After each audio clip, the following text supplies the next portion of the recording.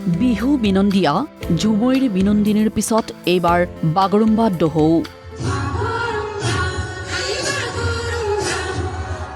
17 জানুৱাৰীত প্ৰায় 10,000 বড়ো শিল্পীৰ নৃত্যত উদ্ভাসিত হ'ব বাগৰুম্বা। দেশৰ প্ৰধানমন্ত্ৰী নৰেন্দ্ৰ মোদীৰ সন্মুখত প্ৰায় 10,000 শিল্পীয়ে একেলগে পৰিৱেশন কৰিব বাগৰুম্বা। ৰাজ্যৰ 23খন জিলাৰ 81টা সমষ্টিৰ শিল্পীৰ অংশগ্ৰহণে বিশ্ববাসীৰ সন্মুখত তুলি ধৰিব অসমৰ বড়ো জনগোষ্ঠীৰ সংস্কৃতি। যাৰ বাবে 12 জানুৱাৰীৰ পৰা গুৱাহাটীৰ অৰ্জুন ভোগেশ্বৰ বৰুৱা ক্ৰীড়া প্ৰকল্পত চলিছে শিল্পীৰ অনুশীলন।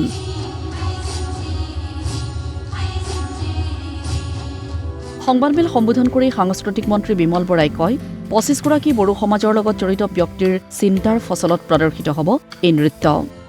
400গৰাকী মাষ্টাৰ ট্ৰেইনাৰৰ প্ৰশিক্ষণত ইতিমধ্যেই অন্তিম অনুশীলনত ব্যস্ত শিল্পীসকল। বাগৰুম্বা দহৌ আমি আয়োজন কৰিছো। ভাৰতৰ মাননীয় যশস্বী প্ৰধানমন্ত্ৰী নৰেন্দ্ৰ মোদী ডাঙৰীয়াৰ উপস্থিতিত অহা 17 জানুৱাৰী তাৰিখে অৰ্থাৎ শিল্পী দিৱসৰ দিনা প্ৰায়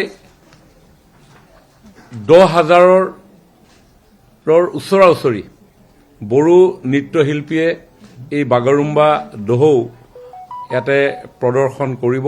25জন সাংস্কৃতিক বিশেষজ্ঞই এই বড়ো বাগৰুম্বাৰ এটা নৃত্যৰ আৰ্হি বহু দিন ধৰি পৰীক্ষা নিৰীক্ষা কৰাৰ অন্তত বড়ো সমাজৰ সকলো দল সংগঠনৰ সন্মতি সাপেক্ষে আমি এই আয়োজন কৰি তুলিছিলোঁ।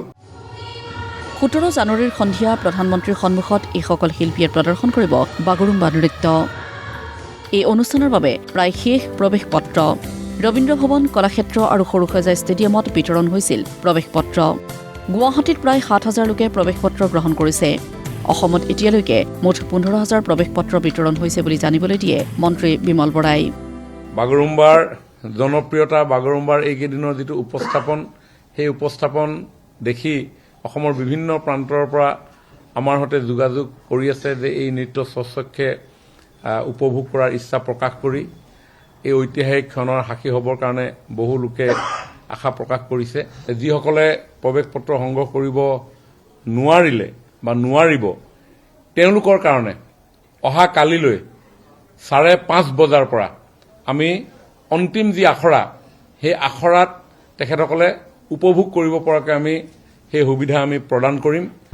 উল্লেখযোগ্য যে প্ৰৱেশ পত্ৰ সংগ্ৰহ কৰিব নোৱাৰাসকলে কাইলৈ অন্তিম আখৰাত অংশগ্ৰহণ কৰিব পাৰিব।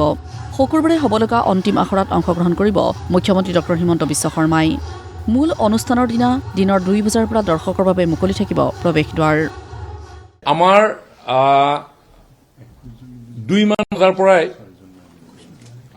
প্ৰৱেশ পথ মুকলি কৰা হ'ব, কাৰণ প্ৰধানমন্ত্ৰী ডাঙৰীয়া সন্ধিয়া ভাগত আহি পাবহি। গতিকে তাৰ আগতেই যিহেতু বৃহৎ পৰিসৰত আমি আসনসমূহ প্ৰদান কৰি সুন্দৰ পৰিৱেশটো আমি নিৰ্মাণ কৰিব লাগিব। যিসকল লোকে ইতিমধ্যে প্ৰৱেশ পত্ৰ সংগ্ৰহ কৰিছে তেখেতসকলক আমি 2 বজাৰ পৰাই যাতে ষ্টেডিয়াম ভিতৰ ভাগলৈ তেওঁলোকে প্ৰৱেশ কৰে তাৰ কাৰণে আহ্বান জনাইছো। বিহুটো তেনেকুৱা ধৰণৰ হৈছে, আমি আশা কৰাতকৈ বেছি লোক আহি যায়। ঝুমুৰতো আশা কৰাতকৈ বেছি লোক আহি যায়। আৰু বাগৰুম্বাতো এতিয়া যিটো ভাইব চলিছে, যিটো ৰাইজৰ যি সঁহাৰি পাইছোঁ, সেই সঁহাৰি অনুসৰি আমি ষ্টেডিয়ামত যিসকল লোক প্ৰৱেশ কৰিব নোৱাৰিব তেওঁলোকক ষ্টেডিয়ামৰ পিছফাললৈ বক্সিং ৰিঙত এডোখৰ ঠাই আছে, তাতে আমি 4খন LED ব্যৱস্থা কৰিম। উল্লেখযোগ্য যে 8 পৰা 10 জানুৱাৰীলৈকে এইসকল শিল্পীক নিজ নিজ সমষ্টিত দিয়া হৈছিল প্ৰশিক্ষণ। এনেদৰেই অসমৰ বড়ো শিল্পীসকলে দেশৰ প্ৰধানমন্ত্ৰী নৰেন্দ্ৰ মোদীৰ সন্মুখত প্ৰদৰ্শন কৰিব বাগৰুম্বা নৃত্য। ভিডিঅ' জাৰ্নেলিষ্ট বিপুল মজুমদাৰৰ সহযোগত চিন্তুমণি শইকীয়াৰ ৰিপৰ্ট, প্ৰতিদিন টাইম।